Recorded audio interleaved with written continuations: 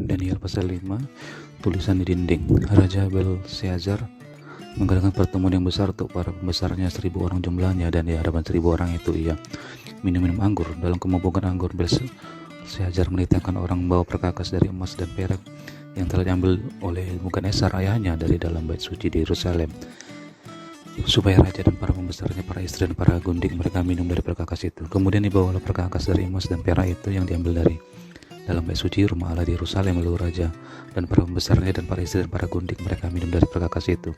Mereka minum anggur dan memuji-muji dewa-dewa dari emas dan perak, tembaga, besi, kayu, dan batu. Pada waktu itu juga tampaklah jari-jari tangan manusia menulis dari pada kapur dinding istana raja di depan kaki Dian, dan raja melihat gunggung tangan yang sedang menulis itu. Lalu raja menjadi pucat dan pikiran-pikirannya menggelisahkan dia. Sendi-sendi pangkal pahanya menjadi lemas dan lututnya memberontakan. Kemudian berserulah raja dengan keras supaya para ahli campi, para kastim, dan para ahli nujum dibawa menghadap. Berkatalah raja kepada para orang bijaksana di Babel itu, setiap orang yang dapat membaca tulisan ini dan dapat memberitahukan maknanya kepadanya akan dikenakan pakaian dari kain ungu, dan lehernya akan dikalungkan rantai emas, dan di dalam kerajaanku ia akan mempunyai kekuasaan sebagai orang ketiga. Tetapi semua orang bijaksana dari raja yang telah datang menghadap tidak sanggup membaca tulisan itu dan tidak sanggup memberitahukan maknanya kepada raja. Sesudah itu sangatlah cemas hati Raja Belshazzar, dan ia menjadi pucat, juga para pembesarnya terperanjat. Karena perkataan raja dan para pembesarnya itu, masuklah permaisuri ke dalam ruang perjamuan. Berkatalah ia, raja, kekalah hidup tuanku. Janganlah pikiran-pikiran tuanku menggelisahkan tuanku, dan janganlah menjadi pucat. Sebab dalam kerajaan tuanku ada seorang yang penuh dengan roh para dewa yang kudus. Dalam zaman ayah tuanku ada terdapat pada orang itu kecerahan, akal budi dan hikmat yang seperti hikmat para dewa. Ia telah diangkat oleh raja Nebukadnezar ayah tuanku menjadi kepala orang-orang berilmu, para ahli jampi, para kasdim, dan para ahli nujum. Karena pada orang itu terdapat roh yang luar biasa dan pengetahuan dan akal budi, sehingga dapat menerangkan mimpi, menyikapkan hal-hal yang tersembunyi, dan menguraikan kekusutan yang pada Daniel yang dinamai Belshazzar oleh raja. Baiklah, sekarang Daniel dipanggil dan ia akan memberitahukan maknanya. Lalu dibawalah Daniel menghadap raja. Bertanyalah raja kepada Daniel, engkaukah Daniel itu salah seorang buangan yang telah diambil oleh raja ayahku dari tanah Yehuda? Telah kudengar tentang engkau bahwa engkau penuh dengan roh para dewa, dan bahwa padamu terdapat kecerahan, akal budi, dan hikmat yang luar biasa. Kepadaku telah dibawa orang-orang bijaksana, para ahli jampi, supaya mereka membaca tulisan ini dan memberitahukan maknanya kepadaku, tapi mereka tidak sanggup mengatakan makna perkataan itu. Tetapi telah kudengar tentang engkau bahwa engkau dapat memberikan makna dan dapat menguraikan kekusutan. Oleh sebab itu, jika engkau dapat membaca tulisan itu dan dapat memberitahukan maknanya kepadaku, maka kepadamu akan dikenakan pakaian dari kain ungu, dan pada lehermu akan dikalungkan rantai emas, dan dalam kerajaan ini engkau akan mempunyai kekuasaan sebagai orang ketiga. Kemudian Daniel menjawab raja, tahanlah hai dia tuanku, berikanlah pemberian tuanku kepada orang lain, namun demikian aku akan membaca tulisan itu bagi raja dan memberitahukan maknanya kepada tuanku. Ya tuanku raja, Allah yang maha tinggi telah memberikan kekuasaan sebagai raja, kebesaran, kemuliaan, dan keluhuran kepada Nebukadnezar ayah tuanku, dan oleh karena kebesaran yang telah diberikannya kepadanya itu, maka takut dan getarlah terhadap dia orang-orang dari segala bangsa, suku bangsa, dan bahasa. Dibunuhnya siapa yang dikendakinya, dan dibiarkannya hidup siapa yang dikendakinya, ditinggikannya siapa yang dikendakinya, dan direndahkannya siapa yang dikendakinya. Tetapi ketika ia menjadi tinggi hati dan keras kepala sehingga berlaku terlalu angkuh, maka ia dijatuhkan dari tahta kerajaannya, dan kemuliaannya diambil daripadanya. Ia dihalau dari antara manusia, dan hatinya menjadi sama seperti hati binatang, dan tempat tinggalnya ada di antara keledai hutan. Kepadanya diberikan makanan rumput seperti kepada lembu, dan tubuhnya basah oleh embun dari langit, sampai ia mengakui bahwa Allah yang maha tinggi berkuasa atas kerajaan manusia, dan mengangkat siapa yang dikehendakinya untuk kedudukan itu. Tetapi tuanku Belshazzar, anaknya, tidak merendahkan diri, walaupun tuanku mengetahui semuanya ini. Tuanku meninggikan diri terhadap yang berkuasa di surga. Perkakas dari baitnya dibawa orang kepada tuanku, lalu tuanku serta para pembesar tuanku dan para istri dan para gundik tuanku telah minum anggur dari perkakas itu. Tuanku telah memuji dewa-dewa dari perak dan emas, dan dari tembaga, besi, kayu, dan batu, yang tidak dapat melihat dan mendengar atau mengetahui, dan tidak Tuanku muliakan Allah yang menggenggam nafas Tuanku dan menentukan segala jalan Tuanku. Sebab itu ia menyuruh pembintangan itu dan menuliskan tulisan ini. Maka inilah tulisan yang tertulis itu mene tekel uvarsen, dan inilah makna perkataan itu mene. Masa pemerintahan Tuanku dihitung oleh Allah dan telah diakhiri. Tekel, Tuanku ditimbang dengan neraca dan didapati terlalu ringan. Peres, kerajaan Tuanku dipecah dan diberikan kepada orang Media dan Persia.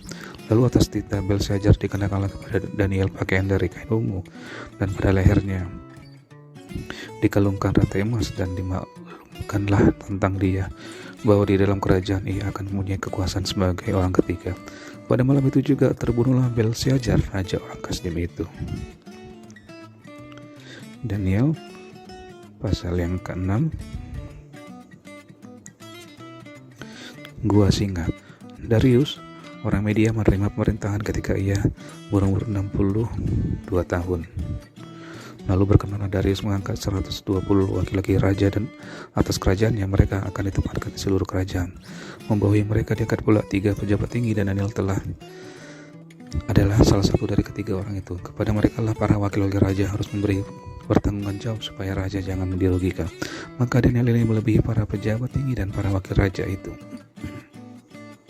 karena ia mempunyai roh yang luar biasa, dan raja bermaksud untuk menempatkannya atas seluruh kerajaannya. Kemudian para pejabat tinggi dan wakil raja itu mencari alasan dakwaan terhadap Daniel dalam hal pemerintahan, tetapi mereka tidak mendapat alasan apapun atau sesuatu kesalahan, sebab ia setia dan tidak ada yang dapati sesuatu kelalaian atau sesuatu kesalahan padanya. Maka berkatalah orang-orang itu, kita tidak akan mendapat suatu alasan dakwaan terhadap Daniel ini, kecuali dalam hal ibadahnya kepada Allahnya. Kemudian bergegas-gegaslah para pejabat tinggi dan wakil raja itu menghadap raja, serta berkata kepadanya, ya Raja Darius, kekallah hidup Tuanku. Semua pejabat tinggi kerajaan ini, semua penguasa dan wakil raja, para menteri dan bupati telah mufakat supaya dikeluarkan kiranya suatu penetapan raja dan ditetapkan suatu larangan agar barang siapa yang dalam 30 hari menyampaikan permohonan kepada salah satu dewa atau manusia kecuali kepada Tuanku ya Raja, maka ia akan dilemparkan ke dalam gua singa. Oleh sebab itu, ya Raja, keluarkanlah larangan itu dan buatlah suatu surat perintah yang tidak dapat dirubah menurut undang-undang orang Media dan Persia yang tidak dapat dicabut kembali. Sebab itu Raja Darius membuat surat perintah dengan larangan itu.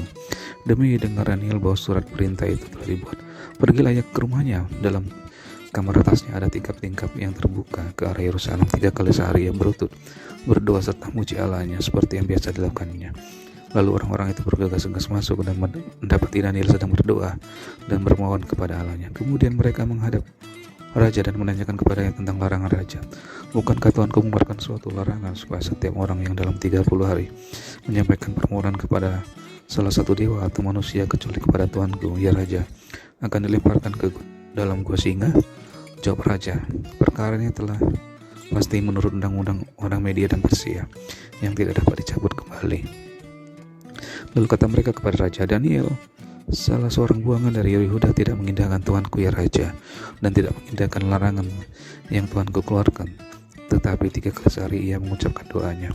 Setelah raja mendengar hal itu, maka sangat sedihlah ia, dan ia mencari jalan untuk melepaskan Daniel. Bahkan sampai matahari masuk, ia masih berusaha untuk menolongnya. Lalu bergegas-gegaslah orang-orang itu menghadap raja serta berkata kepadanya, ketahuilah ya Raja, bahwa menurut undang-undang orang Media dan Persia tidak ada larangan atau penetapan yang dikeluarkan raja yang dapat diubah. Sesudah itu raja memberi perintah, lalu diambillah Daniel dan dilemparkan ke dalam gua singa. Berbicaralah raja kepada Daniel, Allahmu yang kau sembah dengan tekun, dialah kiranya yang melepaskan kau. Maka dibawalah sebuah batu dan diletakkan pada mulut gua itu. Lalu raja mencap itu dengan cincin meterainya dan dengan cincin meterai para pembesarnya, supaya dalam hal Daniel tidak dibuat perubahan apa-apa. Lalu pergilah raja ke istananya dan berpuasalah ia semalam-malaman itu. Ia tidak menyuruh datang penghibur-penghibur dan ia tidak dapat tidur. Pagi-pagi sekali ketika fajar menyingsing, bangunlah raja dan pergi dengan buru-buru ke gua singa. Dan ketika ia sampai dekat gua itu, berselurah ia kepada Daniel dengan suara yang sayu. Berkatalah ia kepada Daniel, Daniel, hamba Allah yang hidup, Allahmu yang kau sembah dengan tekun telah sanggupkah ia melepaskan kau dari singa-singa itu? Lalu kata Daniel kepada raja, ya Raja, kekallah hidupmu. Allahku telah mengutus malaikatnya untuk mengetupkan mulut singa-singa itu, sehingga mereka tidak mengapa-ngapakan aku, karena ternyata aku tak bersalah di hadapannya. tetapi juga terhadap Tuanku ya Raja. Aku tidak melakukan kejahatan. Lalu sangat bersukacitalah raja, dan ia memberi perintah supaya Daniel ditarik dari dalam gua itu. Maka ditariklah Daniel dari dalam gua itu, dan tidak terdapat luka apa-apa padanya, karena ia percaya kepada Allahnya. Raja memberi perintah, lalu diambillah orang-orang yang telah menuduh Daniel, dan mereka dilemparkan ke dalam gua singa, baik mereka maupun anak-anak dan istri-istri mereka.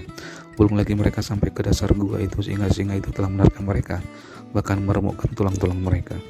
Kemudian Raja Darius mengirim surat kepada orang-orang dari segala bangsa, suku, bangsa, dan bahasa yang mendiam di seluruh bumi. Bunyinya, bertambah-tambahlah kiranya kesejahteraanmu. Bersama ini kuberikan perintah bahwa di seluruh kerajaan yang kukuasai, orang harus takut dan gentar kepada Allahnya Daniel, sebab dialah Allah yang hidup, yang kekal untuk selama-lamanya. Pemerintahnya tidak akan binasa, dan kuasanya tidak akan berakhir. Dia melepaskan dan menolong dan mengadakan tanda mujizat di langit dan di bumi. Dia yang telah melepaskan Daniel dari cengkaman singa-singa. Dan Daniel ini mempunyai kedudukan tinggi pada zaman pemerintahan Darius dan pada zaman pemerintahan Koresh orang Persia itu.